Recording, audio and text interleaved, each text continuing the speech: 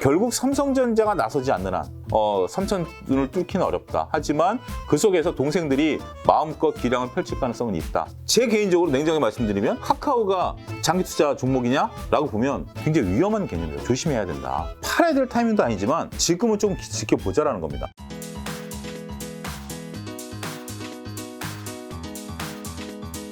네, 주식 시장이 지금 어저께가 코스피 2669, 코스닥 886, 최근 지수 쪽을 봤을 때는 조금 반등한 것 같아요. 반등이라기보다는 이게 이제 해석의 나름인데요. 저는 바닥을 잡은 거가 가장 중요하다. 그러니까 코스피 기준으로 2,600, 코스닥 기준으로 850에 대해서 우리가 불과 얼마 전만 하더라도 이달 중순만 하더라도 깨고 내려가는 거 아니야? 바닥이 어디야? 미국의 이제 빅스 지수라고 불리는 공포 지수가 극대화되다 보니까 우리 이제 주식을 팔 수는 없지만 팔아야 되는 거 아니야? 말아야 하는 막 이런 논란들이 한때 있었습니다. 근데 지금 5월 말 기준으로 봤을 때 그런 얘기를 하시는 분들은 별로 없는 것 같아요. 이제 바닥을 잡았느냐에 대한 얘기일 뿐만 아니라 뭘 사야 돼? 이런 얘기들이 슬슬 나오기 시작한다는 거죠. 그러면 이게 주식은 몇 가지를 종합적으로 봐야 되는데 하나는 지표를 봐야 되는 게 있고 하나는 심리입니다. 근데 지표는 심리에 따라서 엇갈리게 되죠. 우리가 2,660을 본 게 꽤 오랜 기간이에요. 그쵸, 오래 봤죠. 오래 봤어요. 한 서너 달 봤어요. 서너 달 봤는데 그동안에 2,600을 봤을 때는 불안감을 많이 느끼셨을 텐데 지금 2,600을 보니까 벌써 김 작가님도 말톤이 바뀌셨잖아요. 이제 좀 올라온 거 아니야? 라는 그런 말톤으로 바뀐 것처럼 인식이 이제 바뀌기 시작했다는 거죠. 저는 주식시장이 이것도 굉장히 중요하다고 보여집니다. 다들 공포감이 있을 때는 똑같은 2,600을 갖고도 내가 마음의 위안을 못 받는데 야, 지금 2,600이면 떨어질 일이 없어. 이제는 뭔가 사야 되는 거 아니야? 이런 관점으로 본다라는 거죠. 그런 관점에서 보면 현재 추세가 상당히 양호하다라는 것이고요. 두 번째로 제가 최근에 시장에서 느끼는 것은 뭐냐면 주도주가 없는 시장이에요. 주도주 뭐 기억나시는 거 있나요? 최근 장 보면서? 요즘 별로 없는데요. 그러니까 물론 이제 어제 같은 경우 뭐 좋은 소식에 의해서 게임 엔터주들이 좀 올랐고 지금 뭐 신재생 에너지 좀 올라가고 하지만 그다음에 뭐 리오프닝 관련은 좀 올라가지만 이게 지금 시장을 뭐 이끈다 이런 느낌 특별히 없잖아요. 그런 게 저는 더 좋은 것 같아요. 그러니까 우리가 이제 저는 이제 전쟁으로 표현을 드리자면 주식 시장의 하방으로 내려오려고 하는 어떤 두려움 이런 적과 이것을 이제 뚫고 주식을 사야 되겠다라는 게 전쟁이 시작이 될 때 지금 현재까지는 두려움으로 밀고 내려온 세력이 더 컸죠. 어찌됐든 두려움은 이제 우리가 이제 이런 상태 그러면 이제 저것과 맞서 싸울 때 방법은 두 가지입니다. 하나는 서로 이제 딱 지금은 어떻게 보면 2,600에 대한 대치 국면이거든요. 더 이상 밀려고 하고 있지만 받치려는 힘이 있기 때문에 대치 국면인데 대치 국면을 깨기 위해서는 소대장이 나서야죠. 나를 따르라. 그러면서 소대장이 총 들고 막 뛰어가야죠.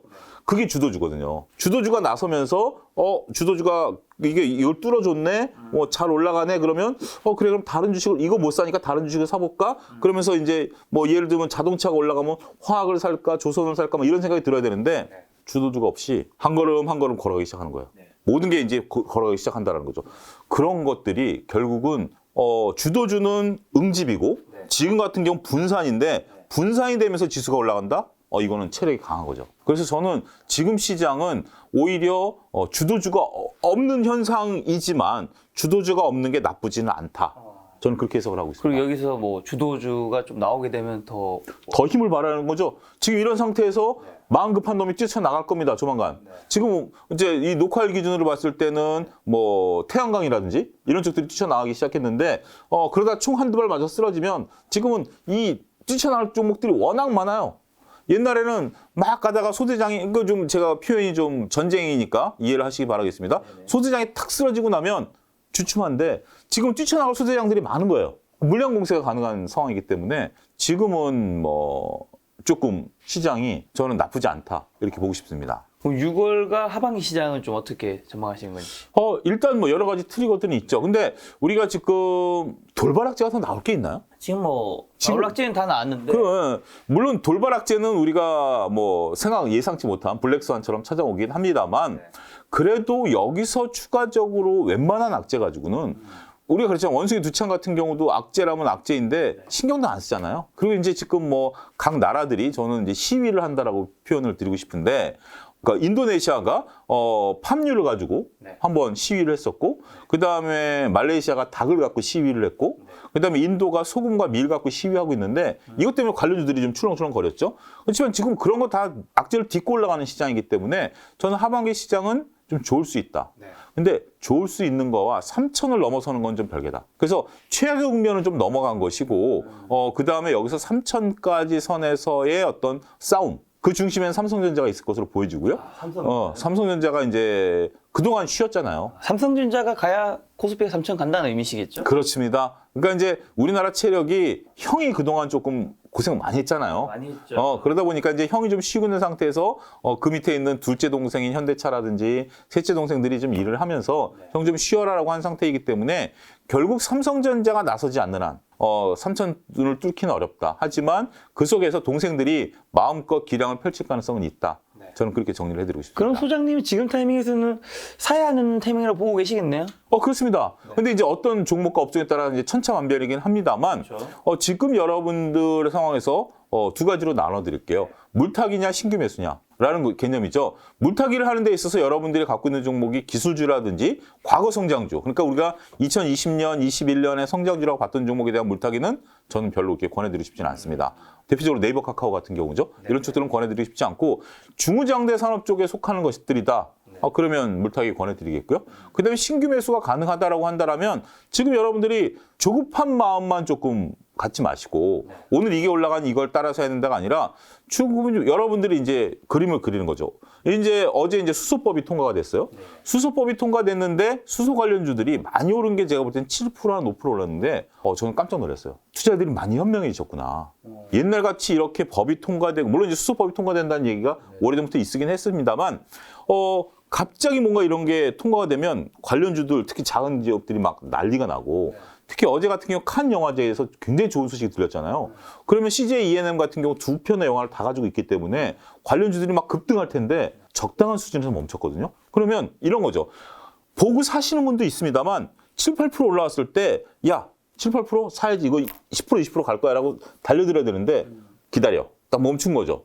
더 이상 사람들이 안 달려든 거죠. 그만큼 이성적으로 접근하신다라는 거예요.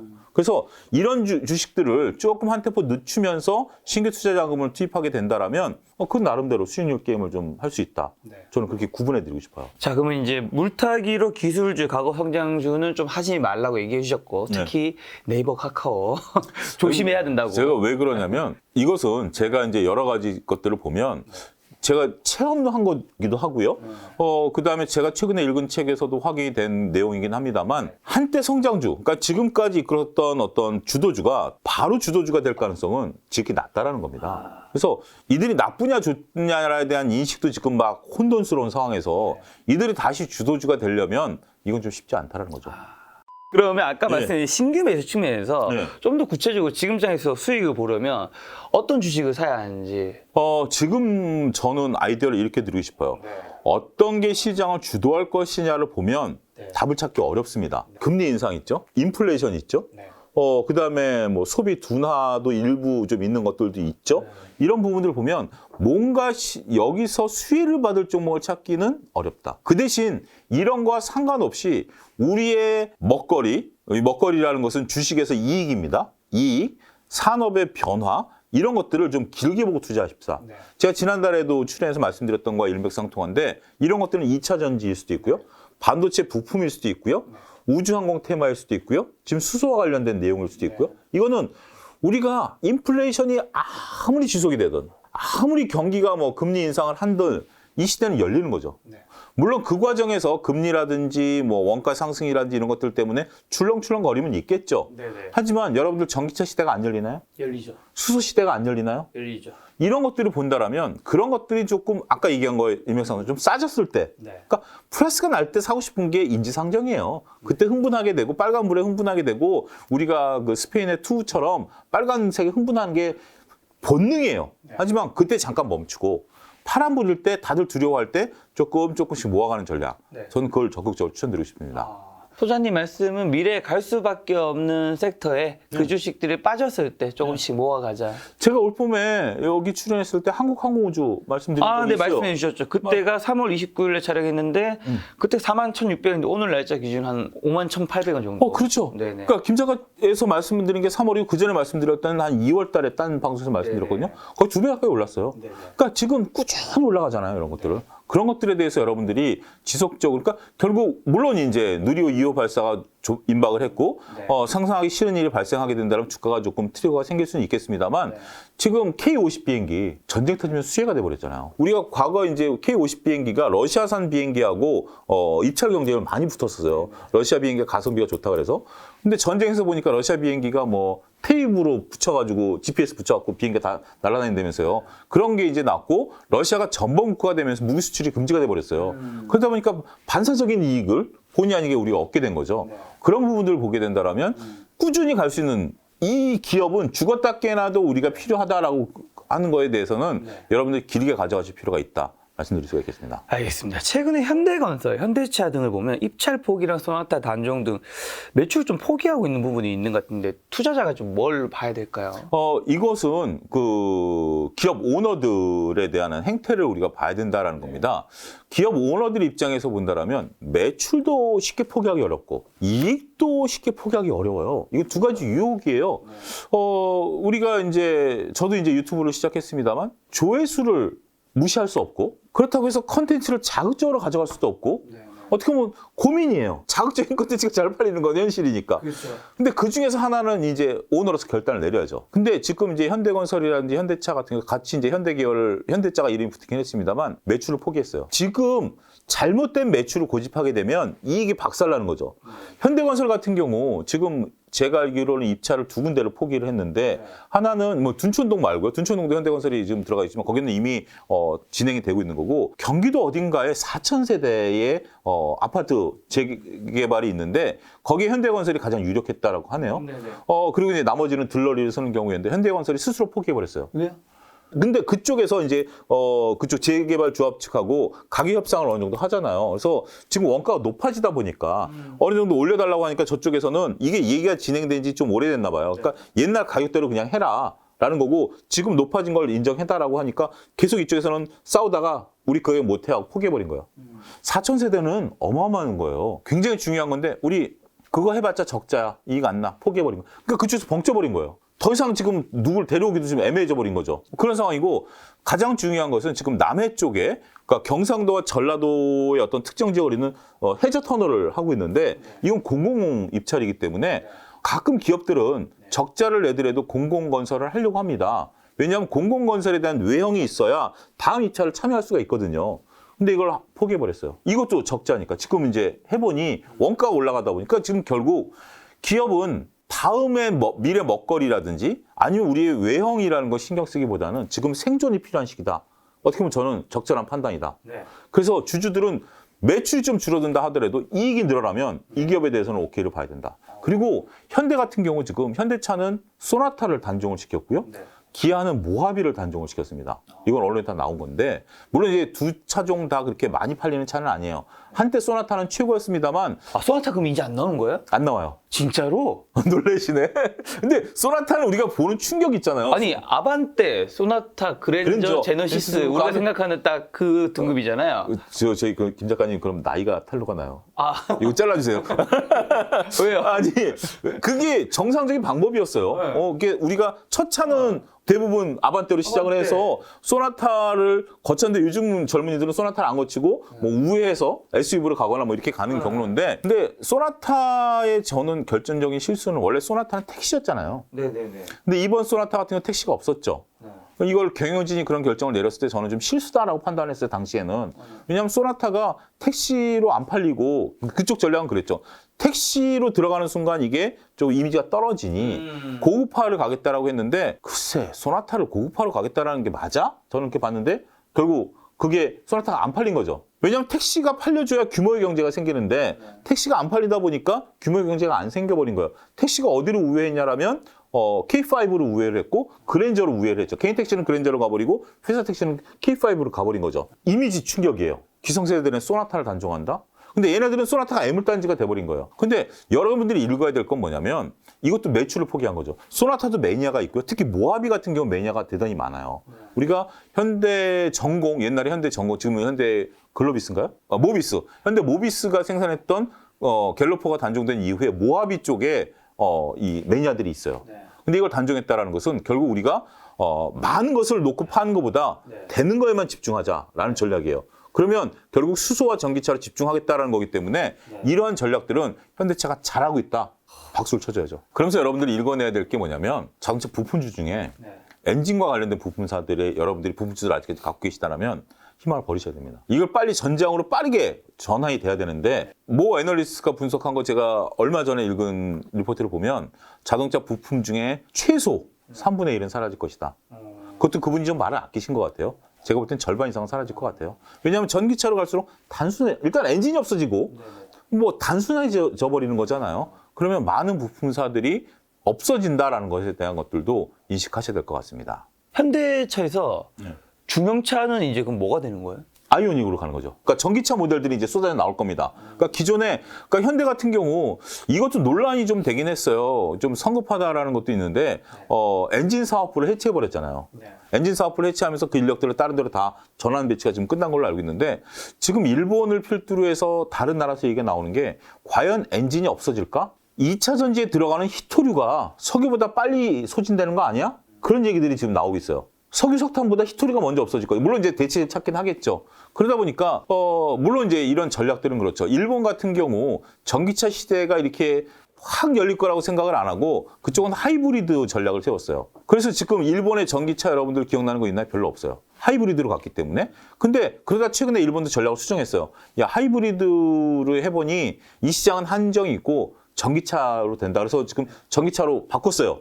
그러면 이제 일본 전기차들이 쏟아져 들어올 겁니다. 지금은 어떻게 보면 일본의 차를 좋아하시는 분들 입장에서 전기차가 없기 때문에 일본 차를 못 샀는데 지금 들어오는 게 저거잖아요. 도요타의 컨셉카, 그 3천만 원대 스포츠카, 우리나라 지금 그게 우리나라에 100대 배정됐는데 120대가 이미 계획 풀로 찼답니다. 3천만 원대 스포츠카, 전기차 엄청난 거죠.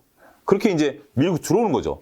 이 시장에서 이제 현대기아가 과연 어떤 노력을 할 것인가에서 보면 현대기아가 저는 집중을 잘했다. 선택과 집중을 잘했다. 돈 안 되는 거 잘라내고 우리 여기 올인해가지고 결국 일본 차가 밀려 들어올 거고 중국 전기차 밀려 들어올 텐데 여기서 수성을 하자.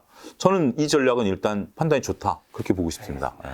최근에 삼전의 필두로 이제 길게 보고 투자하는 이제 사람들의 원성이 좀 큰 것 같습니다. 아무래도 이제 좀 주식시장이 좀 오랫동안 좀 안 좋다 보니까 이런 의견들이 나오는 것 같은데 좀 어떻게 하는지랑 더불어 뭐 가치 투자, 장기 투자 또 뭐 이걸 같은 의미로 생각하시는 분들이 좀 다르다고 하시는 경우도 있고 좀 헷갈리는데 어떻게 봐야 할까요? 첫 번째로 말씀드리면 삼성전자 갖고 지금 뭐 소갈이 하시는 분들이 많은데 이제 2년밖에 안 지났어요. 그러니까 이런 거죠. 제가 왜 이 말씀을 드리냐면 삼성전자를 장기 투자하라고 말씀하셨던 유튜버 분들에게 여러분들 질문을 하시면 그분의 대답은 이럴 거예요. 아직 2년밖에 안 지났어요. 길게 보자. 20년 뒤에 보자. 누가 이기나. 그런 거죠. 그거에 대한 논란도 있습니다만 여기서 이제 말을 좀 하겠고요. 두 번째는 가치 투자, 장기 투자에 대해서 헷갈리시면 안 됩니다. 여러분들 무조건 길게 가는 게 가치 투자라고 생각하시는데 그게 아닙니다. 왜 아니냐면 가치 투자가 장기 투자가 될 수는 있습니다. 그렇죠. 근데 장기 투자가 가치 투자가 된다라는 것은 신빙성이 대단히 떨어집니다. 가치 투자는 이 기업의 가치가 꾸준히 유지가 되거나 가치가 증가하거나 여기 동참하는 게 장기 투자예요. 그렇죠. 근데 때로는 이 기업의 가치가 급등했다 급락해버릴 수 있어요. 그러면 내가 장기로 보고 투자를 했습니다만 이 가치가 급등했다 급락할 때는 팔고 나와야 되는 거예요. 그렇죠. 이게 가치 투자예요. 근데 많은 분들이 오해하는 게 야, 장기를 묻어두면 돼. 그러면 그냥 무조건 수익이 날 거야. 라고 하시는 건데 저는 그중에서 제 개인적으로 냉정히 말씀드리면 카카오가 장기 투자 종목이냐? 라고 보면 좀 조심스러워요. 단순하게 봤을 때 카카오가 지금 시총이 한 35조 정도 될 겁니다. 근데 카카오가 고점 대비 반토막이 났으니 고점이었을 때 시총이 한 70조라고 칩시다. 어바웃으로. 근데 지금 그때 당시에 카카오 같은 경우 혼자 있었어요. 근데 지금 카카오뱅크, 카카오페이, 카카오게임즈 막 여러 회사들이 상장을 했고 또 상장한다라고 그러죠. 이 소위 말해 범 카카오 관련주들의 시총이 얼마인지 아십니까? 거의 한 80조예요. 그러면 카카오가 17만 원 찍었을 때 시총과 지금 범 카카오 그룹주들의 시총이 얼추 비슷하죠. 카카오 혼자만 놓고 보면 이게 지금 저평가되어 있다고 볼 수 있나요? 벌써 느낌이 다르죠. 이렇게 접근을 하면. 그러면 카카오를 가지고 장기 투자 10년, 20년 뒤에 카카오가 다시 17만 원 갈까요? 이미 자식들 다 나눠줬는데 이런 개념이 여러분들 굉장히 위험한 개념이다. 조심해야 된다. 저는 그 점을 말씀드리고 싶어요. 이 기업이 꾸준히 가치를 가지고 움직일 때 이 기업을 우리가 계속해서 그러니까 가치가 꾸준히 움직이기 때문에 이 기간이 언제일지 모르니까 장기 투자를 하라는 거지 내가 10년, 20년 뒤에 정해놓고 하는 게 장기 투자가 아니에요. 가장 여러분들 이러한 장기 투자, 가치 투자를 무턱대고 하는 거에 대한 위험성이 뭔지 아십니까? 제가 지금 이제 50대인데 만약에 어찌해서 뭐 한 10년 뒤에 은퇴를 한다라고 칩시다. 10년 뒤에 은퇴할 때를 위해서 10년 동안 장기 투자를 한다라고 했는데 제 나이 10년 뒤에 갑자기 IMF 같은 상황이 왔다. 코로나 같은 팬데믹이 왔다. 주가가 폭락했다. 그때는 이 주식이 똘똘하냐 아니냐를 따지지 않아요. 시장 리스크예요. 종목 리스크가 아니라 시장 리스크가 와요. 시장 리스크가 왔을 때 내가 은퇴를 해야 된다. 그럼 어떻게 되죠? 10년을 더 기다려야 되나요? 아니면 주식을 팔아야 되나요? 여러분들 장기 투자와 가치 투자는 결코 쉬운 것이 아니다라는 인식. 그냥 편안하게 묻어두면 내가 은퇴할 때 돈이 되겠거니라고 생각하신다면 그건 오산이다. 그 점도 꼬집고 싶어요. 그러면 정말 내가 은퇴할 때까지 네. 정말 장기로 가져갈 만한 주식 뭐가 있을까요? 그건 전 잘 모르겠어요.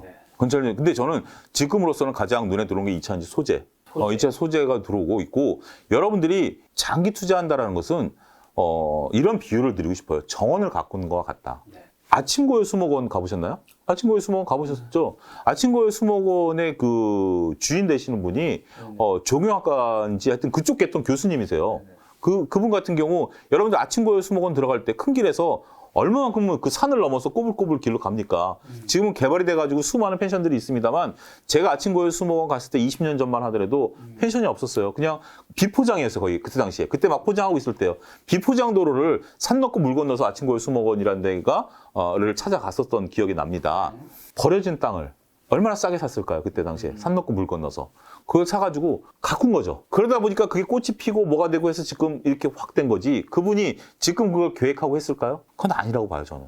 정말 내가 꽃 한 송이 심고 잡초 뽑고 나무 한 그루 심고 이렇게 해서 결국 10년, 20년이 지나니까 그 아침고요 수목원이라는 것이 사람들이 찾는 누구든 인정하는 것이 됐지만 자, 비근한 예로 삼성전자를 장기 투자, 지금 삼성전자가 30년 동안 이렇게 올라왔으니 30년 뒤에도 삼성전자 있을 거라고 하시는 분들한테 저는 역으로 묻고 싶습니다.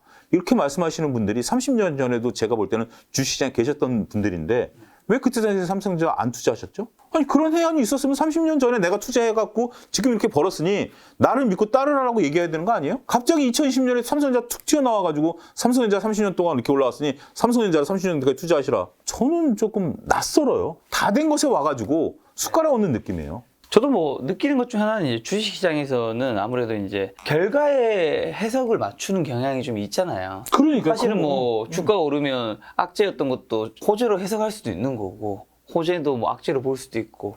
제가 그렇게 그러면 너는 뭐가 잘났냐라고 질문하시면 제가 2020년 상반기 때 구체적인 그 방송명도 얘기했잖아요. 네네네네. 연합 인포맥스 여러분들 검색하신 연합 인포맥스에서 제가 봄에 카카오 10만 원대 말씀드렸어요. 50만 원대. 그러다가 올라가면서 이제 한 2배 가까이 올라가고 좀 올라가니까 한 30만 원대 되니까 이제 카카오에 대해서 더 이상 좀 조심하십사라고 뷰를 말씀드렸어요. 왜냐하면 제가 카카오 가격을 아니까 계란 가격을 아니까 그게 70만 원까지 가긴 해버렸습니다만 조심하라고 말씀을 좀 드렸어요. 그러니까 10만 원대 저는 카카오 말씀드렸고 어느 정도 올라왔을 때 카카오 조심하라고 말씀드렸고 지금도 조심하라고 말씀드리고 있어요.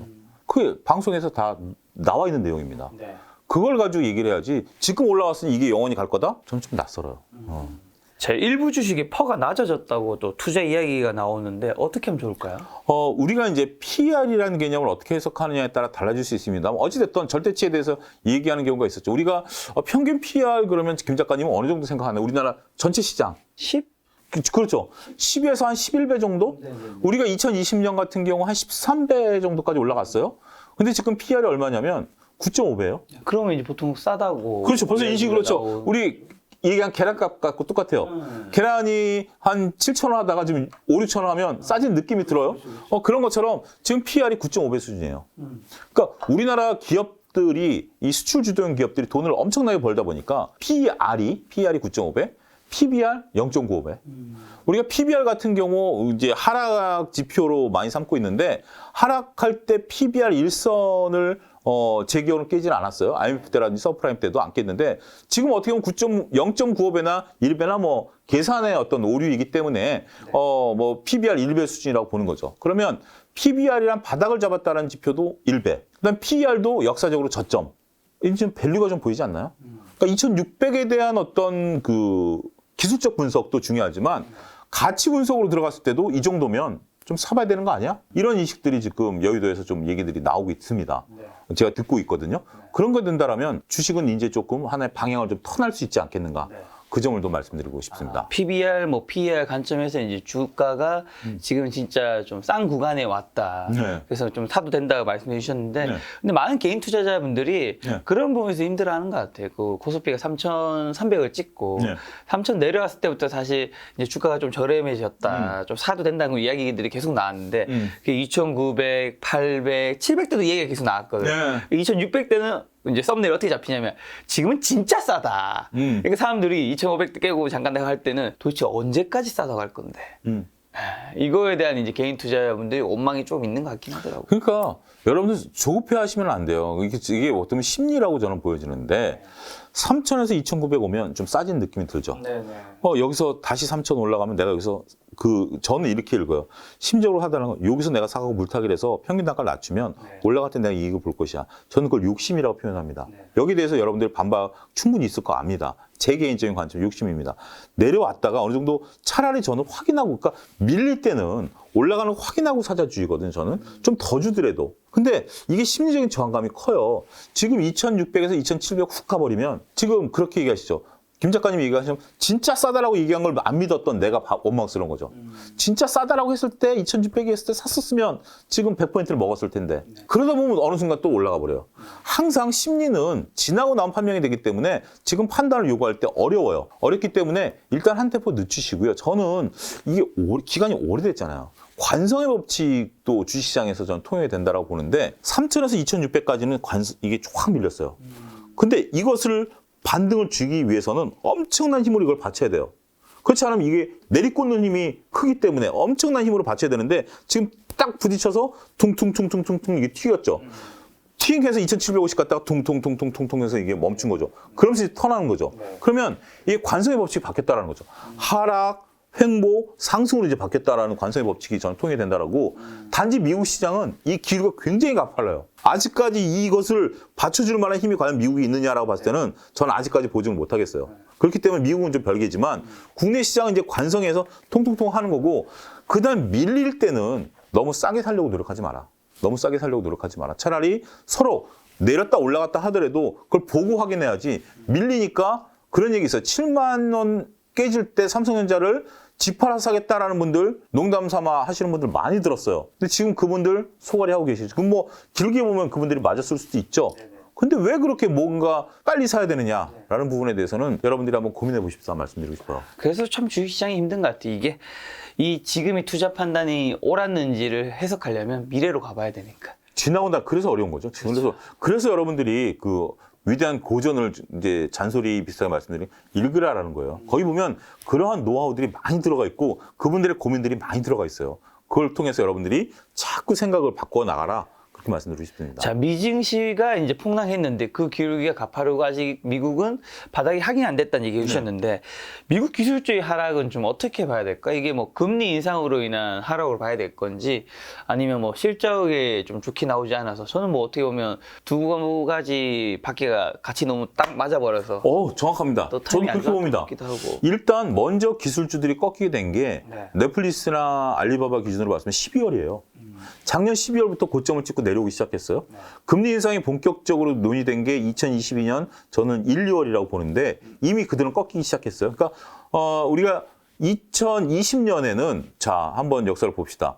미국이나 우리나라 다 좋았어요. 근데 2021년 들어서는 우리나라는 삼성전자 고점을 찍은 이후에 하락하던 시기예요. 그러면서 하반기 때 국장 떠나 미장 가자라는 거죠. 미장이 그렇게 움직일 수 있었던 것은 어떻게 보면 연준의 좀 횡보였을 수도 있어요. 연준이 2021년에 정말 쇼킹한 단어를 했죠. 평균 인플레이션을 맞추겠다. 워낙 금리가 낮은 수준에 있었기 때문에 네. 금리를 끌어올린다 하더라도 3, 4%까지 끌어올린다 하더라도 평균 2%에 맞추겠다라고 하면서 특히 미국 투자자들이 환호성을 질렀죠. 네. 연준은 물가와 고용을 보는데 고용은 이미 어느 정도 달성이 됐었던 상황이고 물가가 어느 정도 올라오는 것에 대해서 지금처럼 경기를 일으키고 지켜봤는데 연준이 그랬죠. 웬만큼 올라와서 우리 신경 안 쓸게. 평균만 맞추면 돼. 그러면 시장 참여자들 이런 평가를 내렸죠. 워낙 바닥에 오래 기었으니 고점에서 많이 놀아도 평균만 맞추면 되니까 자 우리 쓰자. 돈 쓰자 그러면서 미국 기술주들이 거기서 힘을 더 받아서 확 올라가 버린 거예요. 근데 연준이 하반기 때 말을 바꿨죠. 야, 평균은 아닌 것 같아. 그냥 우리 절대치로 맞출게. 그러면서 시장이 확 꺾이기 시작한 겁니다. 불안감을 느끼기 시작한 거죠. 그러면서 이제 미국 그 기술주들이 꺾이기 시작했는데 이게 이제 성장주에 대한 금리 논란이고 중요한 것은 12월부터 빠졌던 것들이 성장주라고 믿었는데 실적이 안 나오네? 넷플릭스, 아마존 이런 실적이 안 나오네? 그래서 화들짝 놀래버린 거죠. 그러니까 두 가지가 겹쳐버린 거죠. 그렇기 때문에 지금 기술주들의 문제는 우리가 같이 어떻게 보면 일맥상통한데 돈이 풍부하니까 조금만 성장을 보인다고 그랬을 때 돈을 막대 줄 수가 있어요. 네. 쿠팡 같은 경우 그런 경우죠. 근데 사람 인식이라는 게 얘가 돈을 못 버네? 돈 버는 것에 대해서 확장성. 그러니까 여러분들 플랫폼이 무한 확장성을 가질 수가 없다는 게 이번에 증명이 됐잖아요. 그렇죠. 넷플릭스 같은 경우 선전하다 보니까 그 시장에 뭐니 돈을 버는 시장에는 경쟁이 뛰어들게 됩니다. 디즈니도 뛰어들고 막 뛰어들다 보니 아니 여러분들 24시간 풀로 영화 보시는 분이 넷플릭스만 옛날에 봤다라면 디즈니도 좋은 거 있네? 다른 쪽도 좋은 거 있네? 야 CJ CNM이라는 그 컨텐츠에 들어가 보니까 한국 영화도 좋네? 분산되는 거죠. 지금 네이버 같은 경우 주가 빠졌던 이유 중에 하나 인건비 부담도 있습니다만 조회수가 줄어드는 거 아니에요. 플랫폼들이 다양화되기 시작하면서 이런 것들에 대한 것들이 줄어들기 시작하다 보니까 성장성에 의구심을 갖는 거죠. 이런 것들이 생겼기 때문에 주가가 하락하기 시작하는 거에 대해서 여기에 이제 덧붙인 경우에 인플레이션에 대한 우려감 이런 것들이 이제 맞물렸다라고 보는 거죠.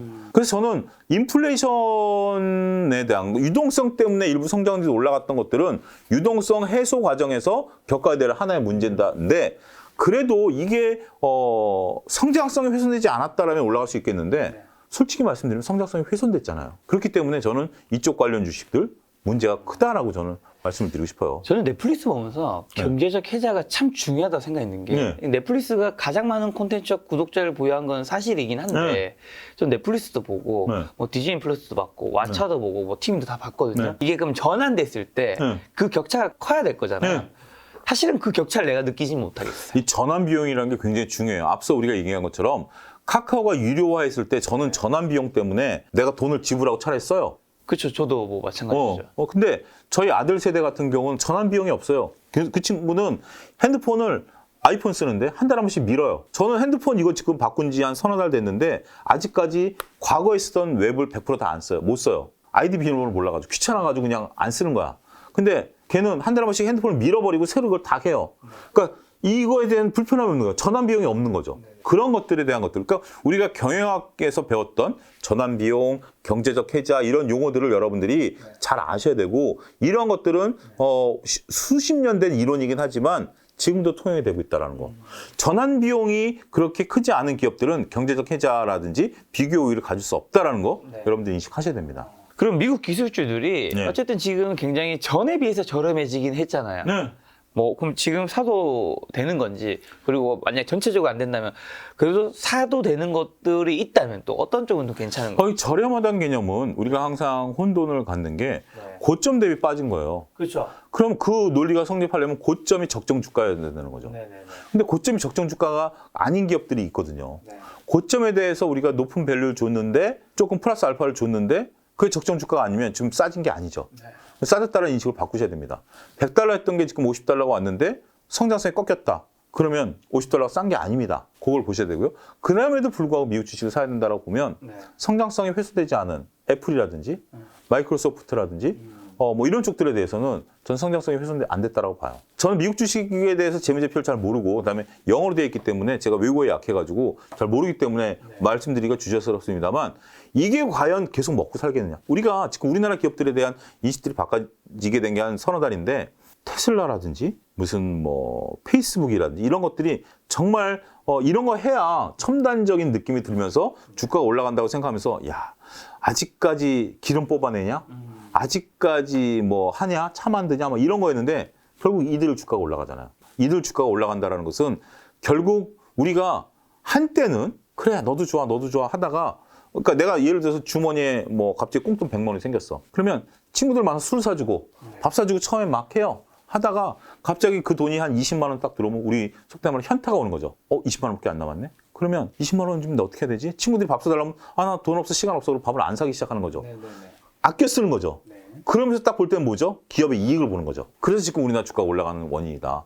지금 많은 기술주들이 현타가 오는 단계다. 저는 그렇게 설명을 드리고 싶고 미국 기술주들에 대해서는 솔직히 아직까지 이 기술주들이 어떤 미래 퍼포먼스를 보여줄 것인가에 대한 것들을 좀 더 지켜봐야 된다. 우리가 가장 작년 가을서부터 소위 말해서 한 대 얻어맞았던 것 중에 하나. 지금 이제 코인도 그런 거지만 메타버스와 NFT 아닐까요? 메타버스와 NFT가 작년 가을에 모든 것을 장악할 것이라고 봤는데 지금 메타버스가 뭐예요? NFT? 좋아요. 지금 우리가 이 영상이 좋아서 누군가 이 영상을 내가 독점하고 싶어서 김 작가님한테 연락해서 NFT로 해서 만약에 몇십억 주고 샀다라고 했는데 다른 사람들이 이거를 안 사면 어떡하죠? 아무런 가치가 없는 거예요. 그런 거죠. 그런 개념이기 때문에 NFT와 메타버스는 아직까지 우리가 개념 잡기까지는 시간이 걸리는 것처럼 미래 성장주들에 대한 것들 새로 자리 잡기까지는 시간이 걸릴 수밖에 없다.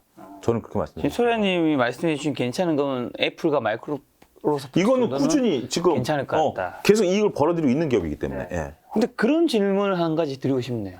이게 어쨌든 미국 테크주, 뭐 기술주, 플랫폼주가 있다면 퍼포먼스가 확인이 돼야 된다, 뭐 이런 얘기 해주셨잖아요. 사실 확인이 되면 이미 주가는 굉장히 많이 반영돼 있을 거란 말이죠. 근데 안정적인 수익은 받을 수가 있죠. 지금 이제 봐야 될 것은 이런 관점이죠. 지금 주가가 하락한 상태에서 퍼포먼스에 대한 기대감들이 있는 미래 먹거리는 뭐야? 지금 니네가 성장한다고 해서 우리가 투자해줬는데 지금 보니까 처음에 네이버도 여러분들 주가 움직임 봤을 때 네이버가 처음에 딱 주식시장에 올라왔어. 뭘 일주일 단위 발표했냐면 네이버 라인의 가입자를 발표했어요. 네이버가. 그러니까 가입자가 늘어나면 수익이 날 것이다라고 해서 투자자들의 인식이 그때 그랬어요. 그래서 일주일 단위로 가입자에 따라 지금 이제 주간 단위로 실업수당 신청 건수에 집중하는 것처럼 그때 당시에 라인 가입자만 집중을 했어요. 근데 그걸 생각해보니까 가입자가 늘어난다고 수익이 늘어나는 거 아니네? 인식이 바뀌면서 그다음에 광고 수입이 얼마큼 늘어나냐로 또 바뀌었어요. 그다음에 지금 네이버를 여러분들이 볼 때 뭘 보시죠? 라인 가입자로 보시나요? 광고 수익을 보나요? 야, 니네 뭘로 먹고 살 거야? 이걸로 바뀌었나요? 그렇잖아요. 니네 뭘로 먹고 살 거야로 바뀌었잖아요. 카카오 같은 경우 저는 이번에 상당히 좀 실망했던 개인적으로 중에 하나가 IR인지 어딘지 뭐 저도 이제 들은 얘기인데 그쪽 관계자가 그런 얘기를 했대요. 어떤 그 카카오 미래 먹거리는 뭐냐 했더니 감성 이모티콘 이런 얘기를 했대요. 그래서 저는 굉장히 실망감을 나타냈다. 감성 이모티콘을 한다는 것도 수익화하면 나름대로 뭐 좋죠. 근데 그거 갖고 카카오가 먹고 살겠느냐라는 거죠. 카카오 주주들이 원하는 것은 추가 상장 그만하고 카카오가 본업에 충실하라는 거죠. 자, 여러분 카카오 무슨 생각이 드시죠? 뭐가 떠오르시나요? 이게 카카오를 먹여 살린다라고 보네. 혹자는 이런 댓글 다시더라고요. 카카오뱅크 쓰고 카톡 쓰고 있는데 카카오는 영원히 안 없어질 거다. 그래서요. 그게 돈이 되나요? 여러분들 카톡 쓰고 있는데 그게 여러분들 카톡에 돈을 지불하나요? 그것도 다 반영된 주가 아닌가요? 두 번째는 카카오뱅크 쓰신다. 카카오뱅크 쓰시잖아요. 저도 그래요. 저도 지금 이제 예를 들어서 용돈 달라 할 때마다 카톡하는 우리 아들한테 용돈 보낼 때 카뱅으로 보내거든요. 근데 그게 카카오한테 돈이 되나요? 전산 비용이에요. 그래서 지금 카카오뱅크가 나와서 있는 게 뭐죠? 전월세 대출. 결국 자본을 확충해서 지금 기존 은행들이 하고 있는 걸 하지 않는 이상 처음에 카카오뱅크 저는 기억납니다. 제가 어떤 모 방송에서 패널과 논쟁했던 부분들이 한데 그건 그랬어요. 카카오뱅크가 글로벌 뱅크로 하면서 인터넷 은행으로서의 성공하겠다라고 해서 내가 아니 성공할까요? 특히 제가 역으로 질문했어요. 일본에서 어떤 인터넷 기업이 은행을 만들었다라고 해서 여러분들한테 그 은행 쓰라면 당신 쓰시겠어? 대답 못 하더라고요. 필리핀의 어떤 기업이 그 인터넷 은행을 만들어가지고 여러분들 쓰라면 쓸까요? 그럼 카카오뱅크가 미국 진출할 수 있을까요? 지금 드러난 결과는 뭐예요? 똑같은 은행들이 하고 있는 거 똑같은 행태를 하고 있잖아요. 근데 지금 뭐죠? 토스도 상장할 거고 여러 가지 그런 것들에 대해서 거액 자산가들 입장에서 여러분들이 100억 자산을 갖고 있다. 그러면 은행에 예금이 100억 있다. 라고 하면 카뱅에 넣겠습니까? 신한은행에 넣으시겠습니까? 고민해봐야 될 문제 아닌가요? 카카오뱅크에 난 100억 안 넣어요. 나라면 신한은행이나 KB은행에다가 넣지. 그러면 그들은 그걸 가지고 이자 1% 주고 대출 돌리면 수익원이 어떻게 되죠? 엄청나게 늘어나는 거예요. 전월세 대출, 물론 새로운 수익원은 되죠. 자본금이 작기 때문에 그게 중요한 요소는 안 된다는 거죠. 그런 개념으로 우리가 자꾸 파고 들어가십사라고 좀 설명드리죠. 이게 된다 안 된다가 아니라 이것을 제가 얘기하고 있는 것에 대한 반박을 하신 거 전 환영입니다. 제가 이거에 대해서 깊게 안 팠기 때문에. 근데 카카오로 파보니 차영주 네가 얘기하는 거와 다르게 이런 걸로 얘네들이 뭔가를 하려고 하고 있다. 대환영입니다. 그럼 카카오 사셔야죠. 근데 그걸 발견하지 못한 이상에서 카톡을 쓰고 있고 카뱅을 쓰고 있다는 이유만으로 쓴다라면 여러분들 은행에 가서 내가 월급 500만 원 받는데 그러니까 뭐 우리은행에서 월급 500만 원 받아가지고 받으면 카드값이랑 공과금 쫙 빠져나가죠. 그래서 여러분들 은행 가가지고 저 VIP 대우해 주십시오. 그럼 은행에서 VIP 대우 해주나요? 안 해줘요. 그건 다 전산 비용이기 때문에 약간의 대우는 해주죠. 그렇지만 그 뒤에 딱 서 있던 사람이 나 100억 넣어놨는데 금고 그 은행에 넣는 금고라는 개념 있잖아요. 금고 좀 쓰겠습니다. 쓰세요. 입출금 수수료 다 면제입니다. 네네. 이런 걸로 바뀌어버리잖아요. 네. 그러니까 여러분들이 내가 쓰고 있으니 얘네들이 돈이 될 것이야. 그건 아니다라는 겁니다. 카카오만 이겨나면 소장님 목소리 톤이 너무 높아지셔서 조금 이제 낮추셔도 되지 않을까. 죄송합니다. 제가 좀 화가 나신 것 화가 같아요. 나니까 제가 왜냐면 너무 좋은 쪽으로만 생각하시는 것들이 안타까워서 그래요. 제가 뭐냐면 제가 좀 어떻게 보면 좀 극단적으로 말씀드리는 점들이 있어요. 그러니까 저는 제가 쓴 책에도 했듯이 기울어진 운동장을 바로잡는다라는 개념이 좀 있어요. 그러니까 좋게 보는 사람들한테 극단적으로 이상하게 얘기하지 않는 이상 이 운동장을 바로잡기가 쉽지가 않습니다. 네네. 그래서 지금 말씀드렸다라는 거 조금 이해 부탁드리겠고요. 네. 정말 카카오가 주가가 올라가서 거기에 많은 분들이 계신 분들이 좀 했으면, 그러니까 제가 얘기하는 이 얘기는 카카오 경영진들에게도 하는 얘기예요. 네네. 경영진들이 정말 자꾸 자회사 상장시켜서 돈놀이 하려고 하지 마시고 과거 카카오 정말 많은 주주들이 돈을 투자하지 않았습니까? 거기에 따라서 우리의 카카오 미래는 이거다라는 것을 빠른 시간 내에 주주들에게 알려줘서 정말 카카오가 주가가 10만 원 넘어갔으면 좋겠습니다. 네. 자, 다음 반도체 섹터, 삼성전자, SK하이닉스는요, 그러면 종목이라서 섹터 좀 점검을 한다면? 이들은 조금 지금은 어떻게 보면 시간이 좀 필요할 것 같아요. 네. 시간이 좀 필요할 것으로 보여지고요. 두 번째로 말씀드리고 싶은 것은 장비주들이란 소재주들에 대한 관심들이 높아졌는데 특히 이 장비 소재주들의 기술력이 이번에 확인됐다라고 보여집니다. 그러니까 결국 1분기 때 실적이 굉장히 잘 나왔고 이 실적이 잘 나온 중요한 이유 중에 하나는 이런 거죠. 삼성전자와 SK하이닉스가 성장하기 위해서는 협력업체와 같이 성장할 수밖에 없어요. 이들이 모든 걸 다 할 수밖에 없기 때문에 새로운 어떤 것들을 하기 위해서는 협력업체와 같이 개발을 하는 거죠. 뭐 예를 들면 현대차가 전기차를 만든다라고 하면 뭐 셰시, 뭐 프레임 같은 경우 외주 줘야 되잖아요. 그러면 프레임 하는데 들어가가지고 야 이건 좀 무게를 좀 가볍게 할 수 없어? 공기 저항을 좀 어떻게 할 수 없어? 이거에 대해서 같이 이제 고민하는 거죠. 그러면서 이제 같이 R&D 비용을 들여서 개발해가지고 성공하면 그 협력업체 물건을 갖다 쓰는 거죠. 우리나라 반도체 산업이 특히 D램 부분에 있어 어마어마하게 성장하다 보니까 얘네들의 기술력이 굉장히 많이 올라가 버렸어요. 독단적으로도 세계 유수의 기업이 돼버렸어요. 우리가 옛날에 얘기했던 독일이라든지 일본의 중소기업들의 어떤 기술력까지 올라와 버렸어요. 그러면서 이제 글로벌 매출이 일어나기 시작한 겁니다. 삼성전자뿐만이 좋으니까 다른데 응용할 수 있는 분야가 많잖아요. 저는 이번에 깜짝 놀란 게 금양이라는 회사인데 금양이라는 게 부산에 있는 조그만 기업에서 신발 발포제, 여러분 신발 깔창 만드는 회사였어요. 근데 이게 미세 공정에 들어가기 때문에 2차전지에 들어가는 2차전지에 니켈이죠. 니켈 함량이 들어가면 폭발이 일어나는데 그거를 덮을 수 있는 니켈을 미세 공정으로 쫙 갈아버리면 화재 위험도가 떨어진답니다. 그러니까 이 발포제를 만들기 위해서 이걸 뭔가 미세 공정을 해야 되는데 그걸 우리나라에서 유일하게 갖고 있어가지고 2차전지 업체가 찾아왔답니다. 니네가 그런 기술력이 있으니 니켈을 이렇게 갈아다오. 그 공장을 만들었대요. 그러니까 그런 것처럼 기술력이 뛰어난 기업들이 나타나기 시작했다라는 거죠. 그런 기업들에 대해서 반도체 소부장에 대해서 여러분들이 관심을 가지실 필요가 있다. 저는 말씀을 드리고 싶어요. 근데 삼성전자, SK하이닉스가 지금 환율이 사실 1290원까지 갔다가 지금 1230원대까지 떨어졌잖아요. 떨어졌죠. 환율이 떨어지면 어쨌든 외국인이 들어올 확률이 굉장히 높아지는 거고 외국인이 들어오면 사실은 외국인은 뭐 어느 종목을 좀 작은 것들 산다기보다 대형주인 삼성전자를 어느 정도 매입해야 되는 거잖아요. 그런 측면에서는 조금 좋게 보신 분들도 요즘에 있던데. 근데 저는 이 환율에 대한 시각을 좀 이렇게 봅니다. 결국 우리가 원화 약세, 원화 강세로 관점에서 볼게요. 1290원 갔을 때는 원화 약세고요. 지금 1230원, 40원 왔을 때는 원화 강세입니다. 그때 대비해서 원화가 이제 강해진 거죠. 근데 외국인들이 들어온 건 원화 강세, 원화 약세일 때에 따라서 외국인들이 움직입니다. 이 점이 왜 중요한데 지금 원화 약세, 원화 강세라는 것은 우리나라 체력으로 움직인 게 아니라 철저히 달러화 대비로 움직이고 있다는 거죠. 지금 1분기 실적이 잘 나왔을 때 1290원까지 원화 약세가 이루어졌어요. 원화 강세가 돼야 되잖아요. 원화 약세가 그건 철저하게 이게 달러가 미국이 금리를 올린다라는 것 때문에 달러가 강해지니까 상대적인 우리 원화가 약세가 돼버린 거예요. 네. 우리만 그랬나요? 엔화도 약세가 됐죠.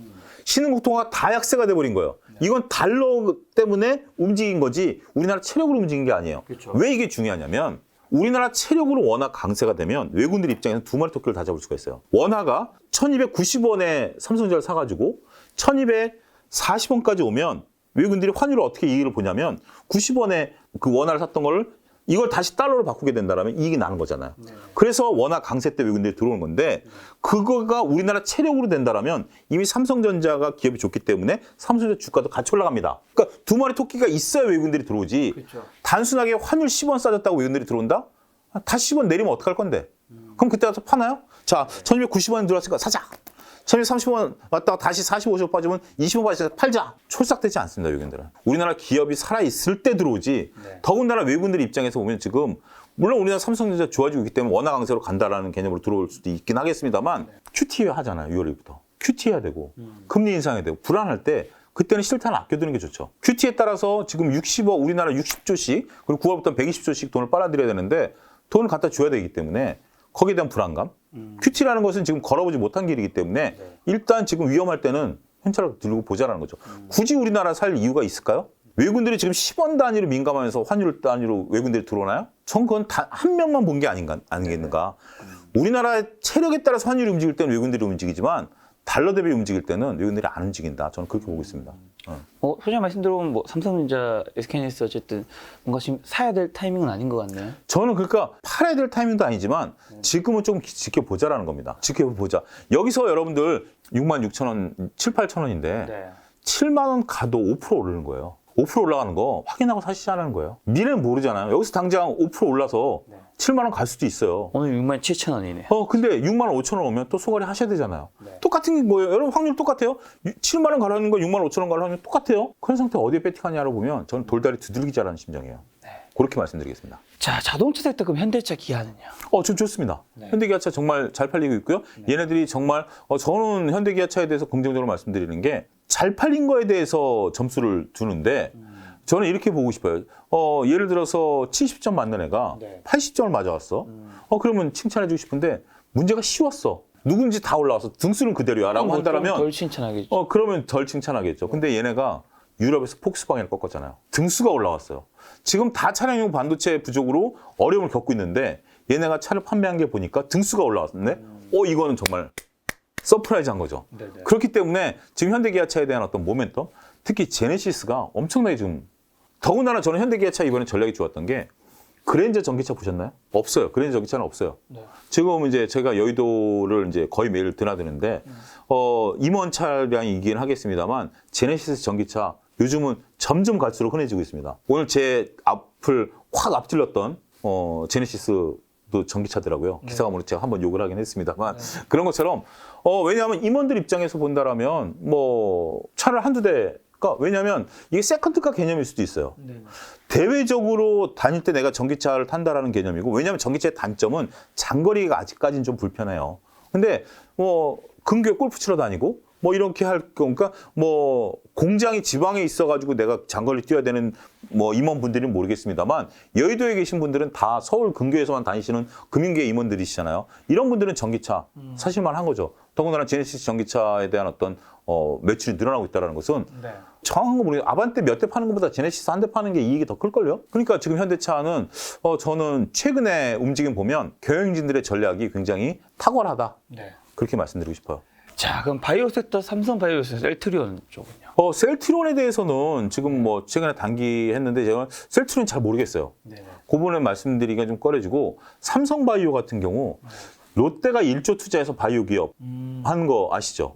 그러니까 2천억 투자해가지고 미국의 바이오, 그러니까 이제 CMO 업체를 인수를 했어요. 네. 그래서 그거를 하나의 발판으로 해서 롯데가 우리나라에 1조를 들여서 법인을 설립을 해가지고 바이오 쪽을 이제 진출한다라는 건데 결국 삼성 모델입니다. 그러니까 위탁 생산을 하면서 그 돈을 가지고 시간이 걸리는 신약 개발에 나서겠다라는 개념이에요. 근데 지금 여러분들 기사 검색하시면 SK, 현대중공업, OCI가 다 이쪽을 지금 보고 있다라는 얘기가 있어요. 그래서 결국 대기업들이 지켜보고 있는 거죠. 미래 먹거리가 바이오인 것은 맞습니다. 근데 바이오라는 게 돈 갖고 되는 게 아니잖아요. 네. 그런데 지금 삼성을 보호하니 이거 돈 갖고 CMO 하다 보니까 돈이 되네? 네. 지금 삼성바이오 같은 경우 1, 2, 3 공장 풀가동이고요. 4 공장 지금 증설해서 수율 올라오고 있고요. 5, 6 공장 동시 증설하고 있고요. 네. 없으면 못 파는 경우예요. 네. 그렇기 때문에 지금 이 시장에 뛰어든다라는 거. 물론 경쟁은 나중에 격화되긴 하겠습니다만 네. 단기적으로 이쪽 시장은 커져가는 시장이다. 네. 저는 그렇게 평가를 내리고 싶습니다. 자, 그 다음이 2차 전지 섹터, LG에너솔루션, LG화학, 삼성엑스, SK이노베이션인데 소장님은 원래 좀 소재 쪽을 좋아하시죠? 수세 쪽을 좋아합니다. 이쪽에 대해서는 물론 이제 지금 뭐 바이든 대통령이 오셔가지고 이쪽에 진출한다라는 것들도 있긴 합니다. 여러 가지 이제 트리거가 될 건 하겠습니다만 지금 중국이 어마어마하게 이 우리나라 이 세 개 다 합쳐봤자 중국의 반도 안 됩니다. 반도 안 되고요. 지금 중국이 어떤 전략을 펼쳐나가면, 지금 이제 굴기라고 저는 표현을 시키는데, 여러분들 벤츠, 제가 모델명은 모르겠습니다. 굉장히 작은 모델인데, 얘네가 그 전기차 전용 모델이에요. 뭘 선택했냐면 중국 배터리를 선정을 했어요. 그리고 테슬라가 여러분들 중국 LFP 배터리를 선정을 했잖아요. 테슬라는 중국 아니면 판매가 지금 줄어들고 있는 상황이에요. 우리나라도 지금 테슬라 판매가 확 꺾였죠. 아이오닉 나오고 나서 확 꺾였죠. 이제 명함도 못 내밉니다. 테슬라는. 그런 상황에서 테슬라가 지금 먹고 살 것은 중국밖에 없기 때문에 중국의 눈치를 봐야 돼요. 중국은 중국 입장에서는 산업화가 늦어진 나라잖아요.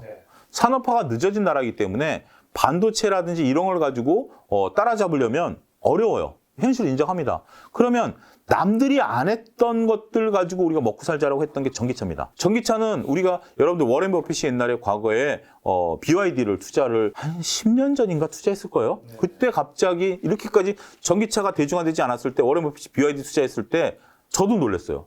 뜬금없이 왜 보이지도 않는 중국 전기차 회사를 투자했을까? 그게 엄청나게 커버렸잖아요. 버핏은 본 거죠. 지금 이제 다 엑시트하고 나온 것으로 알고 있습니다만 지금 중국의 전기차 시장은 세계를 호령해요. 그러면서 벤츠도 눈치 보는 거죠. 지금 여러분들 독일 그 3사 같은 경우 중국에서 안 팔리면 명품들도 중국에서 안 팔리면 안 돼요. 중국 눈치 보기 시작하는 거예요. 결국 벤츠도 니네 배터리 쓸 테니 중국 모델로만 하더라도 우리 규모의 경제 되니 하겠다라는 거예요. 그러면 우리나라 배터리 회사들의 입지는 저는 지금 당장은 아니지만 길게 보면 우리나라 현대기아차 같은 경우는 내재화 안 하겠어요? 내재화 하겠죠. 그리고 GM이라든지 포드 같은 경우 내재화 하겠죠. 저는 한다라고 봅니다. 벤츠도 지금 현재 1000km 가는 그거를 전 두 가지로 깜짝 놀란 게 올 초에 CES에서 벤츠가 1000km 가는 배터리를 선을 보였어요. 시제품을. 별로 기사가 안 됐는데 저는 눈여겨봤고 한번 말씀드린 적이 있는데 얘네가 이걸로 도로에서 달려봤어요. 이 기사 나옵니다, 여러분들. 벤츠가 제가 키로수를 모르겠는데 이거 아마 1000km일 거예요. 1000km를 아우토반에서 달려봤어요. 실제로. 근데 그 아우토반이라는 게 고속도로지만 굴곡 있는 고속도로인데 언덕도 있고 한데 하고 나니까 잔량이 남았어요. 1000km를 달려봤는데 배터리 잔량이 남았어요. 그 양산 안 할까요? 전 그것 때문에 장기 투자하는 데 있어서 셀이 좀 조심스럽다라는 거예요. 지금 당장 나쁘다는 근데 거예요. 말씀하신 소재 쪽은 너무 많이 올랐잖아요, 사실. 이제부터 시작이죠. 더 오른다고요? 소재가 지금 오히려 지금 빠져 있어요. 소재는. 지금 빠져있긴 하지만 어쨌든 전에 대비해서. 전에 되면 올라있죠. 근데 지금 소재가 지금 빠져 있는 이유 중에 하나가 증설을 지금 열심히 하고 있거든요. 네네. 근데 결국 소재 없이 이게 이루어질까요? 셀업체가 많아지면 소재는 늘어나죠. 소재 수요량은 늘어나죠. 그러면 저는 그래서 소재를 좀 지켜보고 있다. 이 점을 강조드리고 싶어요. 결국 벤츠가 만들던 현대가 만들던 LG가 만들던 아무 상관없어. 소재는 그냥 납품만 하면 되니까. 전기차 얘기 나와서 보통 중국의 투자하는 게 굉장히 개별 종목은 좀 어려운 부분들이 있잖아요. 리스크도 많은데. 그렇죠. 중국 그러면 전기차 ETF나 이런 데 투자하는 건 어떻게 생각하세요? 글쎄요, 뭐 지금 가격이 어떤지는 제가 모르기 때문에 하겠습니다만, 관심을 여러분들이 조금 깊게 들어가서 공부해 보시고, 좀 저평가되어 있다라고 보면, 이전 쪽도 나쁘진 않다라고 보는 거죠. 전 세계에서 지금 자동차가 늘어날 수 있는 데는 중국과 동남아라고 저는 봅니다. 아프리카는 아직까지는 조금 미비하고요. 중국과 동남아인데 이 시장에서 지금 과연 얼마큼 파일을 펼칠 수 있느냐라는 시장에서 본다라면 현실적으로 동남아는 이제 커져가는데 동남아는 일본 비중이 워낙 높기 때문에 그걸 우리가 야금야금 지금 땅 따먹기 식으로 따오고 있는 상황이고 근데 지금 동남아는 빈 그룹이라는 베트남 기업이 이제 신생 기업이 있잖아요. 차는 굉장히 허접합니다만 결국은 시간이 해결해 줄 거라고 봐요. 그들이 대규모 설비 투자를 해놨고 더군다나 우리나라 지금 기술자들 데려간다라는 언론 기사들이 종종 있어요. 특히 2차 전지 관련해가지고 처음에 우리가 중국이 정말 연봉 막 5배 올려줘가면서 사람 뽑아가듯이 베트남이 지금 그러고 있다라고 하니 시간의 문제겠죠. 그렇게 된다면 우리나라 지금 이제 중국 전기차 ETF에 대해서는 여러분들이 한번 평가해 보시고 가격이 나쁘지 않다라고 하면 투자해 보시는 것도 나쁘지 않을 것 같아요. 자, 이번 시간에는 이제 소장님이 지난 방송 때 좀 언급했던 종목들을 또 시청자 댓글 보니까 중간 점검 같은 거 한번 했으면 좋겠다라고 해주셔서 4월 26일에 촬영했던 종목이 이제 동서랑 삼천당 제약이에요. 네. 동서랑 이제 삼천당 제약이 그때 주가가 지금 뜨고 있을 텐데 그때 대비해서 아주 지금 조금씩은 다 올랐는데 네. 현재 이 종목에 대해서 지금 어떻게 보고 그때 한번 한 차례 오르긴 했습니다만 네. 저는 계속해서 지속적으로 볼 필요가 있다. 동서 같은 경우는 지금 이제 우리가 커피계에서 네. 나름대로 입지를 하고 있고 이런 것들에 대한 어떤 그 매출이 꾸준히 유지되고 있기 때문에 저는 관심 있게 보실 필요가 있다. 스타벅스가 의외로 지금 욕을 많이 먹죠. 신세계 색깔을 드러내기 시작했다라고. 그러니까 여러분들 저도 스타벅스 최소한 하루에 한 번씩은 가는데 스타벅스가 그 굿즈를 팔기 위해서 지네가 얄밉게 하죠. 15개 일반 커피와 3개의 특별 커피를 먹으면 그 조합을 이루어지면 굿즈를 준다. 그것 때문에 그 옛날에 그런 경우도 있었잖아요. 그 뭐 20잔 사가지고 다 따라버리고 굿즈 받아가고 이런 거 있었잖아요.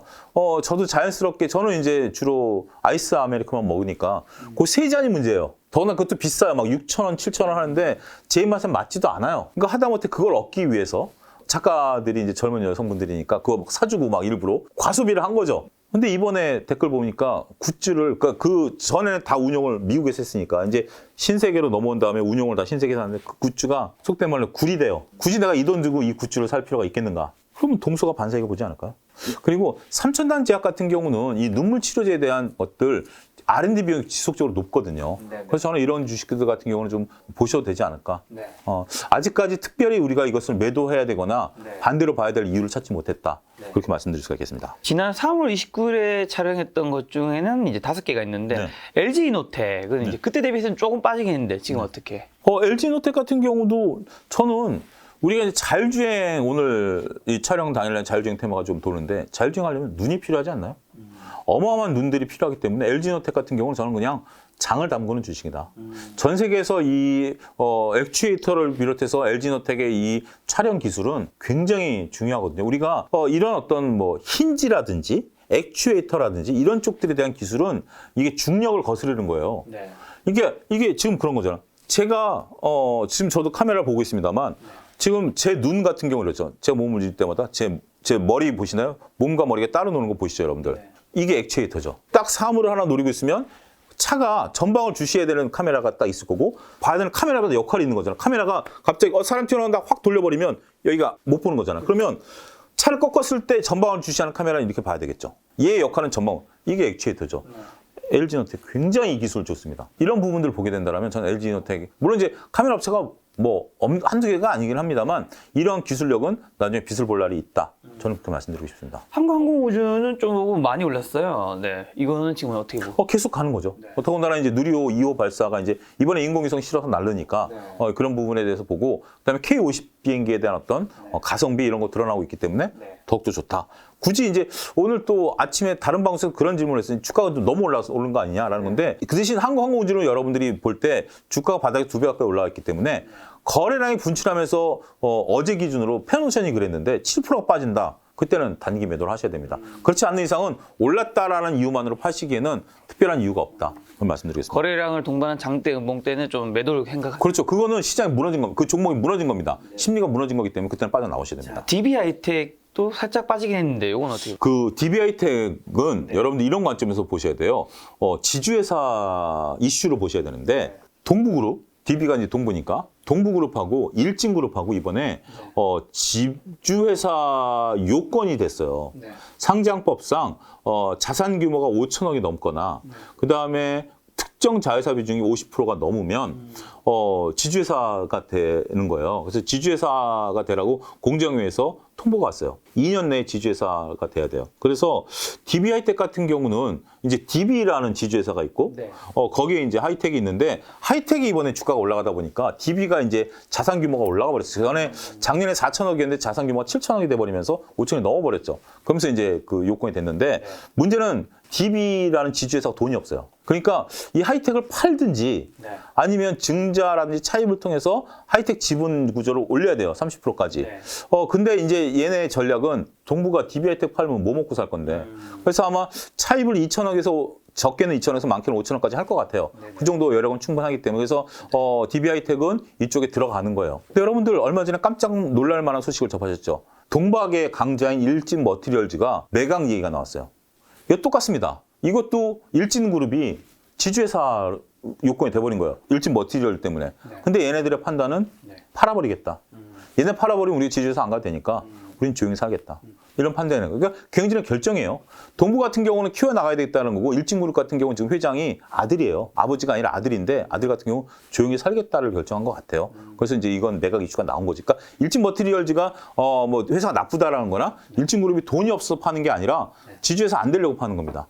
그런 매각 이슈를 읽어본다라면 지금 잠깐 그것 때문에 동부가 과연 차입을 일으킬 것인가 때문에 약간 트리거는 있는데 가장 좋은 건 뭐냐면 지금 DB하이텍의 어떤 안타까운 점 중에 하나가 설비가 노후화돼 있다라는 거예요. 신규 투자를 안 하고 노후화돼 있다라는 건데 지금 이제 증권가 리포트를 보면 어쨌든 지주회사 동부가 적게는 2천억, 많게는 5천억 차입을 하면 이 돈을 가지고 DB하이텍의 라인 교체에 투자하지 않겠는가? 그러면 더 수익이 늘어나니까 어차피 돈은 끌어와야 되니까 돈 끌어온 걸 묵혀둘 수는 없잖아요. 그런 쪽에 투자하게 된다면 DB하이텍이 한 단계 더 레벨업 할 가능성이 있다. 네. 이런 리포트도 있다라는 점 참고하시면 될 것 같습니다. 자, 다음은 에코프로입니다. 에코프로 같은 경우 상당히 지금 현재 가격대에서 머물러 있는데요. 저는 뭐 에코프로나 첨보 같은 기업들은 마찬가지라고 봐요. 네. 2000 소재자는 지금 다 증설하고 있기 때문에 한 1, 2년 정도 고생하신다 셈 치고 네. 저는 계속 빠질 때마다 모아가시더라. 그렇게 좀 말씀드리고 싶습니다. 자, LIG 넥스원은요? LIG 넥슨은 이제 방산기업이죠. 네. 방산기업이고 우리 지금 이제 무기 수출에 대한 것들 굉장히 좀 트리거가 있는데 LIG 넥슨은 상황에 따라서 여러분들이 판단하시면 될 것 같아요. 결국 이거는 이제 무기 수출이 나타날 때마다 한 단계씩 툭툭 올라가니까 이거는 여러분들이 포트폴리오 상에서 그러니까 좀 거액 자산가가 포트폴리오를 좀 짜게 해서 하나 정도 박아두는 건 좋은데 몰방하셨다라고 하면 이제는 좀 다른 쪽도 보셔도 되지 않을까 싶습니다. 자, 마지막이 이제 2월 달에 언급해 주신 삼성바이오로직스입니다. 삼성바이오로직스는 저는 그냥 이건 장 담그시라고 말씀드리고 싶어요. 네. 100만 원대까지 최소 100만 원대까지는 장 담그시고 그 이상도 충분히 갈 수 있는 거고 물론 이제 롯데 트리거가 있긴 합니다. 하지만 저는 삼성바이오에 대해서는 좀 진득하니 보실 필요가 있다고 보여지고요. 결국 삼성도 미래 먹거리 중에 하나를 바이오로 뽑지 않았습니까? 이종 부회장께서. 그렇고 결국 이 시장에서 어느 정도 파워를 나타내고 있기 때문에 전 세계 수많은 제약사들의 지금 영업 방침이 뭐냐면 과거에는 자기네들이 개발서부터 생각까지 다 했어요. 근데 이게 요즘 신약 개발하기가 얼마나 어렵습니까? 그러다 보니까 지금은 신약을 개발한 한국, 인도, 일본에서 중국까지 포함해서 신약 개발한 애들 기술 수출을 사와가지고 그게 성공하면 삼성 쪽에다 위탁 생산을 맡겨버리는 거예요.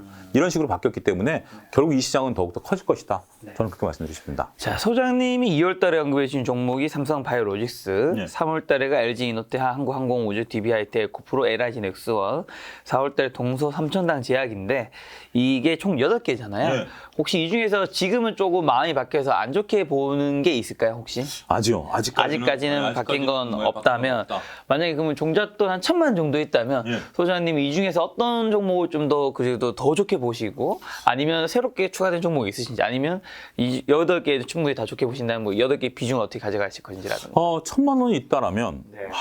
이게 또 어렵네요. 네네. 어렵네요. 이제 구체적인 건데, 저 같은 경우는 뭐 DB하이텍이라든지 네. 에코프로라든지 네. 삼성바이오 이렇게 3개 300만 원씩 딱 받고 네. 1,000만 원, 100만 원 딱 들고 있고 네. 그렇게 보시면 될 것 같아요. 요 DB하이텍, 에코프로, 삼성바이오로직스를 다른 거 대비해서 더 좋게 보시는 이유가 아무래도 조금 좀 길게 가도 네. 이쪽 산업은 커질 수밖에 없는 거기 때문에 네. 이쪽 산업을 믿고 보자는 거죠. 물론 이제 동서라든지 삼천당제약이 나쁜 건 아닙니다만 네. 이런 것들을 어떻게 보면 트레이딩 관점에서 조금 말씀드릴 수가 있겠고 네. 그냥 이건 그냥 묻어두고 네. 잠 편하게 주무시면 돈이 돼 있지 않을까. 네. 저는 그렇게 말씀드리고 싶습니다. 알겠습니다. 또 이제 6월 달에 증시 투자 포인트랑 뭐 우리가 확인해야 될 변수만 좀 마지막 말씀해 주신다면. 특별하게 우리가 확인해야 될 변수는 별로 없는 것 같아요. 네. 지금 이제 저는 연준이 이번에 최근에 발표된 내용을 보면 그런 것 같아요. 많은 투자자들이 설왕설래했어요. 연준이 빅 스텝을 밟을 것이냐, 베이비 스텝을 밟을 것이냐. 근데 연준은 지금 자기네 나아갈 길이 확고합니다. 작년에는 연준이 어떤 스탠스를 제가 말씀드렸던 것처럼 꼬였는데 지금은 내년 상반기까지 3%라는 금리 목표치를 제시하고 뛰어간들, 걸어간들 상관없다라고 봐요. 거기에 너무 일희일비하실 필요는 없다. 지금 여러분들이 시장에 있어서 2020년과 2021년이 성장 섹터였다라면 지금은 이제 가치 섹터로 바뀌었고 그다음에 밸류 섹터로 바뀌었다라고 시장의 전환을 여러분들이 잘 읽어내셔야 된다고 봅니다. 따라서 지금은 실적이 잘 나오는 기업, 2분기, 3분기 때 실적이 계속 유지될 것인가? 여기에 포커스를 맞추시면 될 것 같아요. 거기에 따라서 금리가 인상이 되느냐, 뭐 우크라이나 전쟁이냐, 뭐 이런 거 별로 여러분들 이제 더 이상 신경 쓰지 마시고 내가 지금 이 기업이 무슨 일을 하고 있고 어디서 이익을 잘 끌고 갈 수 있느냐 이 부분에 포커싱을 맞추시면 좋은 결과를 나타낼 수 있지 않을까 말씀드릴 수 있겠습니다. 근데 내년에 경기 침체 온다는 이야기도 있잖아요. 있어요. 근데 그런 거 여러분들 너무 신경 쓰지 마세요. 경기 침체가 오면 전기 침체가 오면 전기차가 안 팔릴까요? 다소 좀 안 팔리긴 하겠죠. 근데 이 산업이 개발을 안 할까요? 그러니까 그런 쪽들을 너무 신경 쓰다 보면 스트레스가 꼬여요. 내년에 경기 침체가 온다라고 보면 지금 주식 다 팔고 쉬어야죠. 그럼에도 불구하고 주식을 하겠다라면 여기를 뚫고 갈 수 있는 게 뭐죠? 내년에 경기 침체가 온다 그래서 여행 안 갈까요? 내년에 경기 침체가 온다 그래서 라면 안 먹을까요? 그런 개념. 그러니까 좀 우리가 물론 그런 얘기를 한번 듣긴 하지만 필수 소비재를 말씀하신 건가요? 거기에 너무 부정적으로 생각하지 마시고 그럼에도 불구하고 내가 주식투자를 하겠다라면 그걸 뚫고 갈 수 있는 게 뭐지? 긍정적인 걸 생각하신다라면 여러분들이 좋은 아이디어를 얻으실 수 있을 것 같아요. 뚫고 간다 얘기해 주셨는데 진짜 만약 경기 침체가 온다면 사실 장 전체가 빠지기 때문에 그때는 어쩔 수 그걸 못 견디잖아요. 근데 온다고 누가 보장하죠? 그렇죠. 뭐 그건 그렇긴 한데.